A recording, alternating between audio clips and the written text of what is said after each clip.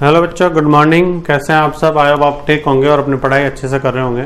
तो स्टूडेंट्स, हमने last class में डिस्कस किया था कि न्यूमेरिकल में पी और क्यू को कैसे फाइंड आउट करते हैं ऑर्डर ऑफ रिएक्शन के लिए जब आपको डाटा दिया हुआ हो। ठीक है, टुडे आज अपन एक क्वेश्चन करते हैं, ठीक है, जो आपको 11th क्लास में मैंने पढ़ाया था और 12th क्लास में इस चैप्टर के अंदर ये हमारे सिलेबस में है। तो एक क्वेश्चन आता रहता है अक्सर, right the factors which affect rate of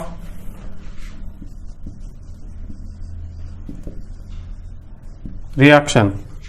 अभिक्रिया के वेग को प्रभावित करने वाले कारक लिखिए। ठीक है बच्चों, तो देखो रेट ऑफ रिएक्शन क्या होता है सबसे पहले, यानी कि रिएक्शन की स्पीड होती है जो पर्टिकुलर अपन जैसे समझते हैं कि change in concentration upon time taken to be change. ठीक है, यानी रिएक्शन कितने समय में हो रही है अपन को पता लग ही जाता है। चलो, तो अब उस रिएक्शन रेट को कौन कौन से फैक्टर है जो अफेक्ट करते हैं, तो there are following factors which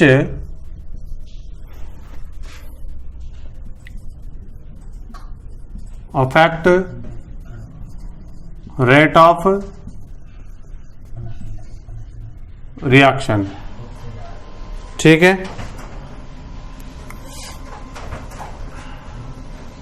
पहला टेम्परेचर।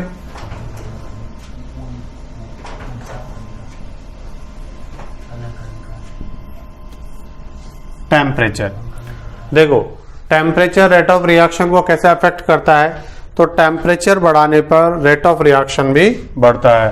ठीक है, when temperature increases rate of reaction also increase.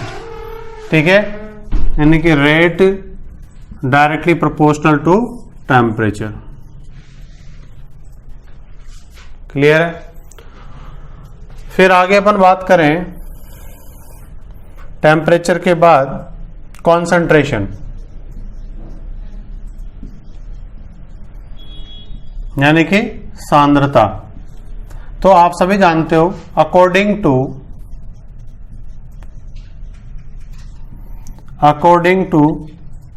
Law of mass action.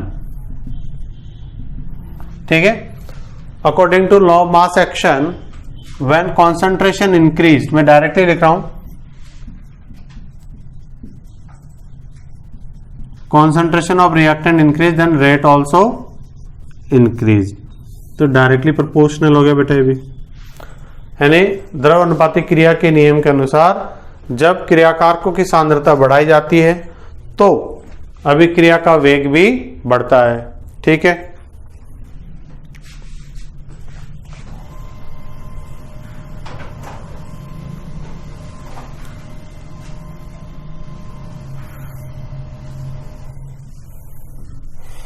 Next factor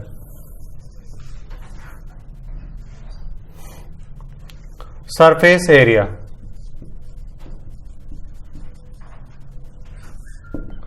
पृष्ठीय क्षेत्रफल, तो क्रियाकारकों का जो पृष्ठीय क्षेत्रफल होता है अगर वो बढ़ा दिया जाए तो रिएक्शन की स्पीड भी बढ़ जाती है। वो कैसे? जैसे अपन एक एग्जांपल लेते हैं, एक तो आप कोयले का पीस है, कोयले के टुकड़े हैं, उनको जला रहे हो। एक कोयले का पाउडर है, पहले कौन जलेगा? कोयले का पाउडर। क्यों?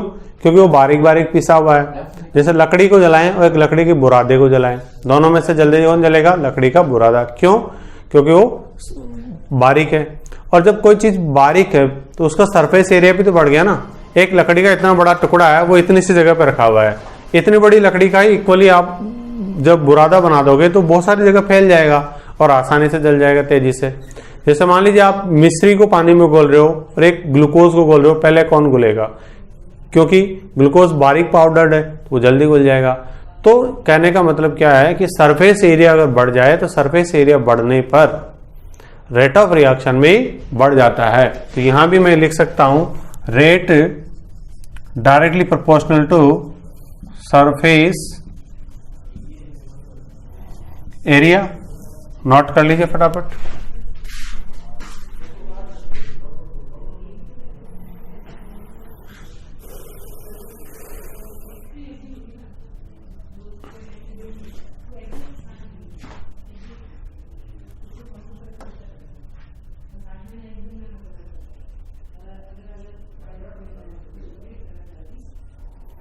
ठीक है, नेक्स्ट फोर्थ फैक्टर ले लेते हैं, कैटालाइज्ड,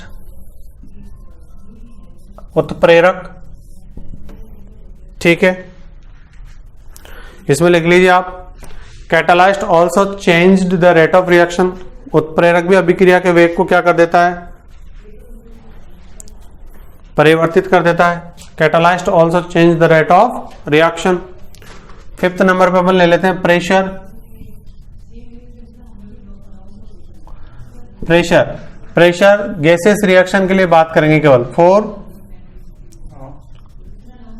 गैसियस रिएक्शन। गैसीय अभिक्रियाओं के लिए रेट जो है डायरेक्टली प्रोपोर्शनल होता है किसके, प्रेशर पी के।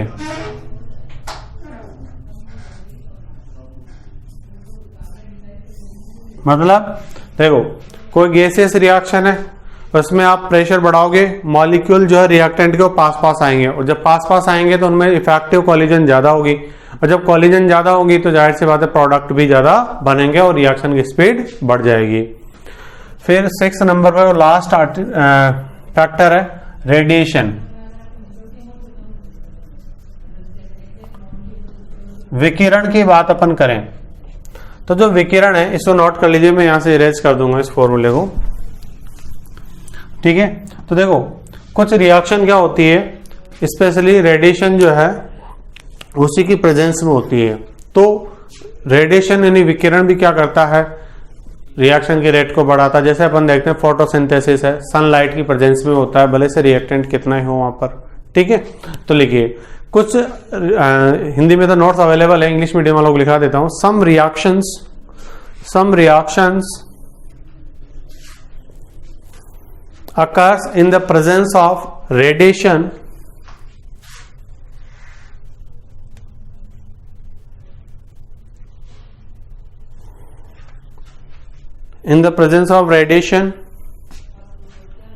in which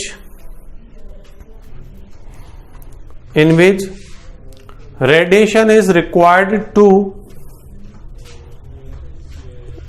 activate the energy of reactant molecules. Radiation से क्या होता है, रिएक्टेंट मॉलिक्यूल की एनर्जी एक्टिवेट हो जाती है, सक्रिय हो जाती है।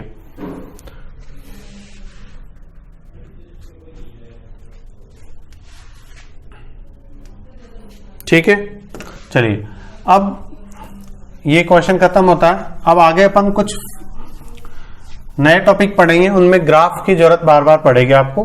तो मैं 3 ग्राफ आपको सिखा रहा हूं, हो सकता है आपको पहले से आता हो। एक तो y बराबर mx का, पर आज सीख लीजिए, जिसको आता है अच्छी बात है, नहीं आता तो भी सीख लीजिए। दूसरा y बराबर mx प्लस c का, और तीसरा है y बराबर माइनस mx प्लस c। ठीक है, देखो पहला जो ग्राफ है आपका, ठीक, मैं अब केवल पहले को बता रहा हूं। ठीक, ये ग्राफ होगा आपका। ठीक, y एक्सिस ये है, x एक्सिस ये है, स्लोप डाल m ये है, डाल या स्लोप। ठीक है, समझ में आ रहा है। तो ये हो गया आपका graph y equals to M X का। दूसरा ग्राफ जो है आपका, ये फर्स्ट है, ये y एक्सिस है। ठीक है, ये x एक्सिस है। ठीक, ये इंटरसेप्ट है, ठीक, जिससे बोलते हैं अपन अंतःखंड भी बोलते हैं, अंतःखंड, और इंटरसेप्ट भी बोलते हैं। ये सी को रिप्रेजेंट करेगा, इसका स्लोप एम हो जाएगा, ये वाई एक्सिस है, ये एक्स एक्सिस है, ठीक है। तीसरा ग्राफ है, ये दूसरा ग्राफ हो गया आपका, किसके लिए हुआ बेटे, y बराबर एम एक्स प्लस सी। तीसरा ग्राफ हो गया आपका ये y equal to minus M X plus C के लिए। इसमें ये ग्राफ इस तरह का होगा, ये इंटरसेप्ट सी,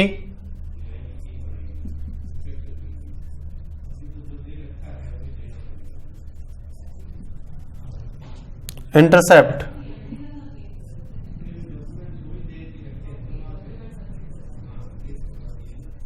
स्लोप, ठीक है। ये y एक्सिस है आपकी, ये x एक्सिस है, ठीक है, और ये ग्राफ हो गया y बराबर एम एक्स प्लस सी का। तीनों ग्राफ बहुत अच्छे से कर लेना। आपको जब मैं बोलूं कि बताओ इसका ग्राफ कैसा बनेगा कोई भी इक्वेशन दिखा करके, तो फिर आपको गड़बड़ नहीं होना चाहिए। कई बच्चे बोलते कि सर मेरे को तो आता था, कई बोलते नहीं आता, तो सभी बराबर हो गए, सभी को मैंने सिखा दिया है, ठीक है। क्लियर है, समझ में आ रहा है। चलिए अब अपन डिटेल में पढ़ेंगे आज फर्स्ट ऑर्डर रिएक्शन के बारे में, ठीक है। सभी बच्चे हेडिंग लगा लीजिए, फर्स्ट ऑर्डर रिएक्शन, हिंदी में लिखेंगे प्रथम कोटि की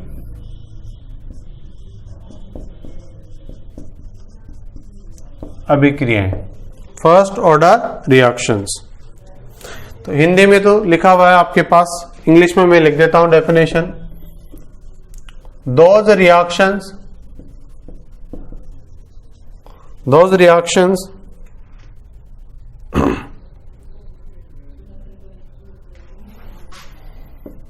in which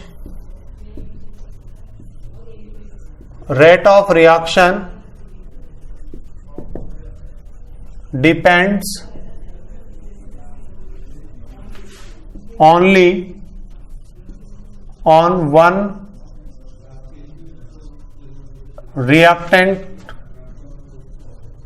molecule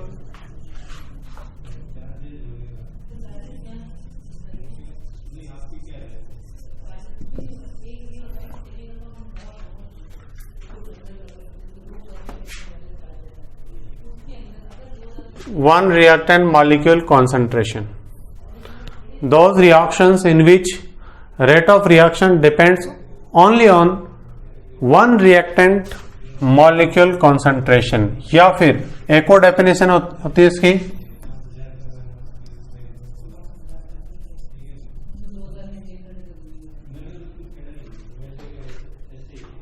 those reactions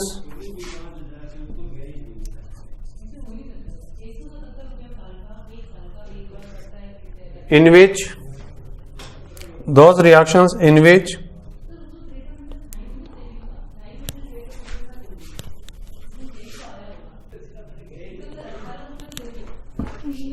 reactions in which sum of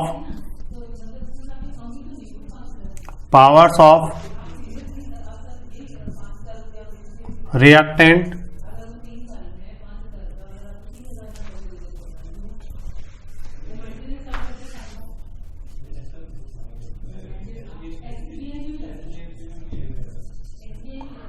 those reactions in which sum of powers of reactant concentration is 1 in experimental rate expression, जो पी और क्यू निकालते थे ना अपन उसमें, ठीक है, known as a first order reaction, ठीक है। इसके अलावा एक और डेफिनेशन है, जो आपको पसंद आए वो याद कर लेना। Those reactions in which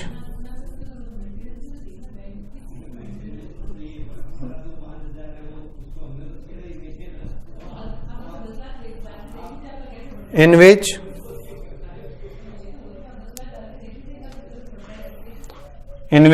only one reactant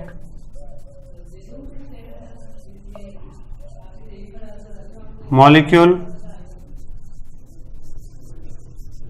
concentration is changed during the reaction called first order reaction। तो देखो बच्चों, 3 डेफिनेशन है। Those reaction in which rate of reaction depends only on one reactant molecule, ठीक है, जिसमें केवल एक reactant molecule की कॉन्सेंट्रेशन पर रेट ऑफ रिएक्शन डिपेंड होता है, उसे अपन फर्स्ट ऑर्डर रिएक्शन कहते हैं। या फिर ऐसे रिएक्शन जिनमें पावर ऑफ रिएक्टेंट, आप देखते थे कोई भी एक्सपेरिमेंटल रेट लिखा होता था ऐसे, उनके ऊपर पावर्स होती थी पी और क्यू, तो पी और क्यू का सम कितना आ रहा हो 1, तो उसको अपन क्या कहेंगे, फर्स्ट ऑर्डर रिएक्शन कहेंगे। Those reaction in which only one reactant molecule concentration is changed, ऐसे रिएक्शन जैसे सूडो फर्स्ट ऑर्डर देखा था आपने, रिएक्टेंट 2 होते थे वहां पर, बट दोनों में से एक रिएक्टेंट ऐसा होता था एक्सेस में, तो उसकी कॉन्सेंट्रेशन में कोई चेंज नहीं होता था, तो वो फर्स्ट ऑर्डर, सूडो के बाद अपन क्या बोलते थे, फर्स्ट, ठीक है, सूडो फर्स्ट ऑर्डर रिएक्शन बोलते थे। तो वहां पर ऑर्डर क्या होता है कि जिस रिएक्टेंट की कॉन्सेंट्रेशन चेंज नहीं होती उसके रेस्पेक्ट में 0 हो जाता है, तो बचता एक ही रिएक्टेंट है। तो जिस रिएक्टेंट की कॉन्सेंट्रेशन चेंज हो रही है, अगर वो रिएक्टेंट एक ही है, तो फिर अपन बात करेंगे कि वहां पर वो फर्स्ट ऑर्डर रिएक्शन है। Those reactions in which only one reactant molecule concentration is changed during the reaction called first order reaction. अब 3 हमारे पास क्या है, डेफिनेशन है, जो आपको इजीएस्ट लगे वो आप अपने हिसाब से याद कर लेना। जब बोर्ड एग्जाम के अंदर डेरिवेशन आएगा फर्स्ट ऑर्डर रिएक्शन का, जिसे अपन नेक्स्ट क्लास में कंप्लीट करने वाले हैं, तो उस डेरिवेशन में आपको सबसे पहले पूछा जाता है what is the first order reaction, तो आप डेफिनेशन वहां मेंशन करना बहुत जरूरी है, ठीक है। तो ये डेफिनेशन हो गई, फिर आगे इसके आगे जो भी डेरिवेशन है वो अपन नेक्स्ट क्लास में करेंगे, ठीक है बच्चों। Thank you so much.